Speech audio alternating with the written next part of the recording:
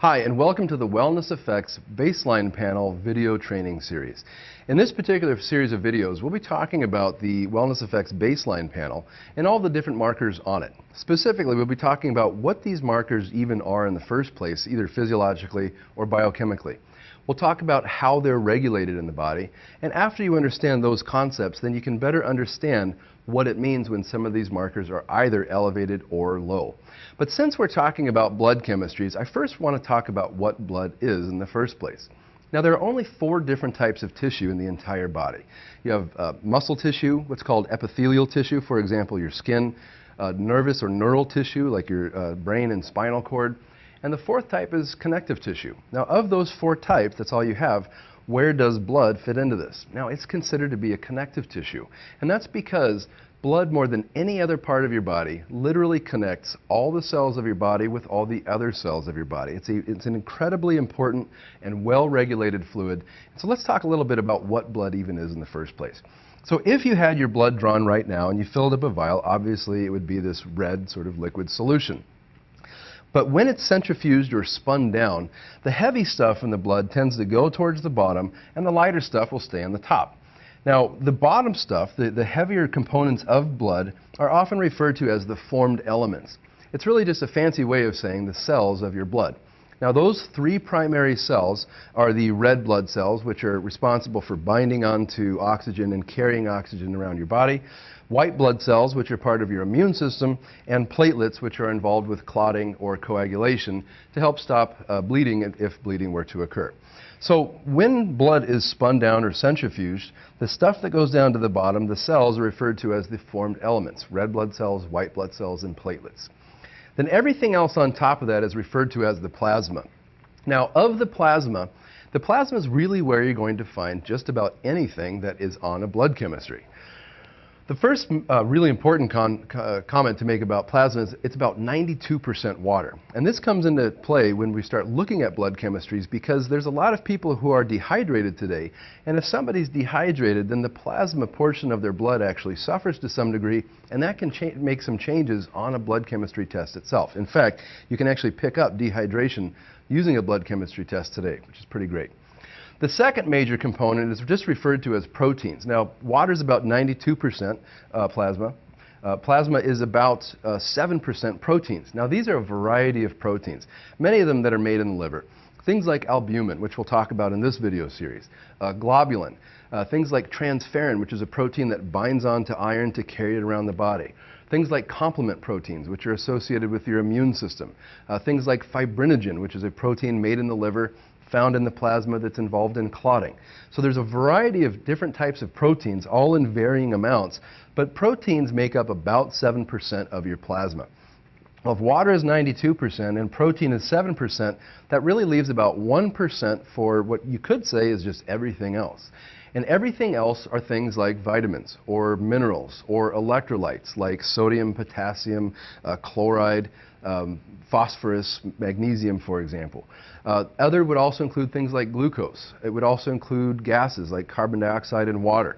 It would also include organic waste. So everything else that one would find in the blood is going to be found in this other category that only makes up about 1% of the plasma. So that's really what blood is, and I think hopefully it's helpful in terms of understanding what it is that we're actually looking at when we're interpreting a blood chemistry. So let's talk about blood chemistries themselves. The first concept to talk about is the concept of a reference range. Now, a reference range is easily the most important concept when talking about blood chemistries, because it is due to the reference range that really dictates if somebody is outside of that reference range and therefore either healthy or unhealthy. Now, the reference range, just so you understand where these come from, are actually derived from the laboratories that do the blood chemistry testing. Now, they don't go out and, let's say, do unique research to try to find out what the best reference ranges are. Rather, they take the data that's being given to them, meaning the blood that's being given to them, by people that are going to the doctor and using that data. Now, when they have data, let's say this is just for potassium, it could be glucose or anything else, that let's say it's for potassium, what they do is, of the data that they've collected for a specific geographical location, they find out what is the average or the mean of all the different blood chemistries they've had specifically for potassium. Now, with that, what they'll do is they'll do either plus or minus 1 or 2 standard deviations away from that mean or average. And what typically they will do, most of the markers and most of the labs use what's called plus or minus 2 standard deviations from the mean or from the average. Now what that means is 95% of people, therefore, based on these statistics, that get their blood drawn will fit within their laboratory reference range. And 5%, specifically 2.5%, would be above that particular reference range, and the remaining 2.5% would be below this particular reference range.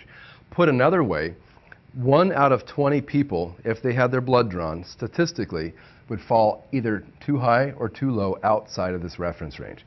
But the thing to understand is that these labs are getting this data from blood of people that are going to the doctors, which are typically not healthy people.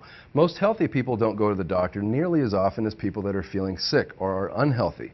So really, the laboratory reference ranges are based off of a sick population, people that are going to the doctor. This is why WellnessFX, for some of the markers, has what's an optimal reference range.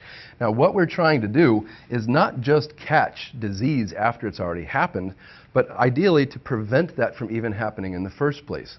Also, there are many times where a particular marker may be within the laboratory reference range, but somebody's having symptoms. They're not feeling well for some reason.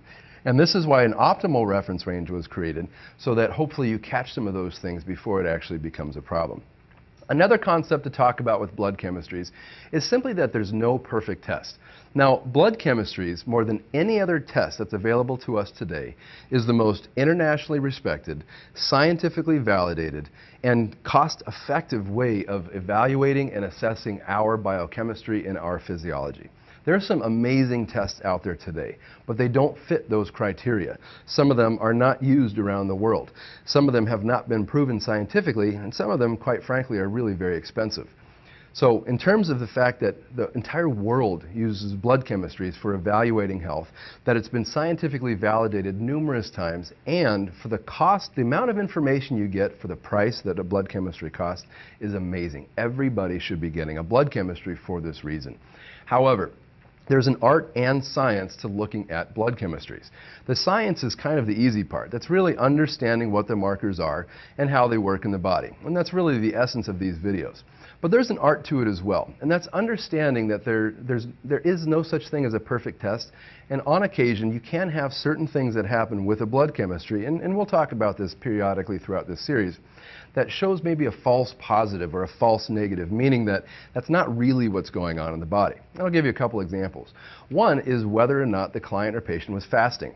Things like glucose and triglycerides are greatly impacted by whether or not somebody was fasting. So if they weren't fasting, for example, glucose and triglycerides aren't very accurate. Somebody's hydration status is another one. Now, if somebody is dehydrated, there are a number of markers on a blood chemistry that may show up as abnormal, or may actually hide something else that may be going on. Some markers have what's called a diurnal rhythm, and that basically means that maybe they're high in the morning and low at night, or vice versa. This is why it's very important to have people, when they get their blood chemistry, to be fasting, to do it at the same time, usually first thing in the morning, so that you actually have a set of baseline standards to compare to. Another one to consider is how the blood was drawn in the first place. For example, if the phlebotomist who is drawing blood has the tourniquet on too tight, or if the tourniquet is on too long, that can actually cause issues with this as well. And the last part of this to understand is that a blood chemistry is just a snapshot of what's going on in the body. Now, any of the markers on a blood chemistry, if too high or too low, have a whole list of possibilities as to why that might be high or low. And let's just use one marker. We'll use blood urea nitrogen, for example. Blood urea nitrogen, if it's elevated on a blood chemistry, there's a list of possibilities as to what potentially could cause that. However, it's not just looking at a marker for its own sake, but rather looking at the rest of the blood chemistry that tells you the story and allows you to take that list of possibilities and to turn it into a list of probabilities. So for example, there may be 20 reasons why BUN is elevated on a blood chemistry. But by looking at the rest of the blood chemistry, you may narrow down that list of 20 possibilities into maybe 2 or 3 or 4 probabilities of why it's high. And the last part to comment specifically with BUN as an example, BUN, or urea, is made in the liver.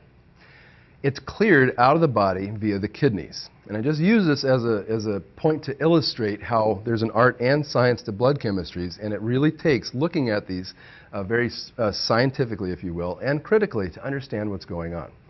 Now let's say if BUN, or urea, is made in the liver and somebody's liver is not working very well. On a blood chemistry, their BUN may show up as somewhat low. Let's say you have another individual that their kidneys are not working well. Their BUN may show up as high or elevated because their kidneys are not getting rid of it. Now let's say you combine these two people together. Their liver's not working well, so their BUN would be low. Their kidneys aren't working well, so their BUN would be high. But put together, on that person's blood chemistry, BUN, for those reasons, may actually show up as normal. So this is the art and the science to blood chemistry, and which is why practitioners that work for WellnessFX are so incredibly valuable to the people, the customers, and the clients that you're serving. Because there's not many people that are considering these things in the conventional medicine model when it comes to blood chemistry interpretation today. So there's a brief overview of what blood is, where the reference ranges come from, and a few things to think about while you're going through and interpreting some of these blood chemistries. And in the next videos, we'll start looking specifically at the markers, what these markers are, how they work, and what it means if they're elevated or low on a blood chemistry test. Thank you very much, and I'll see you in the next video.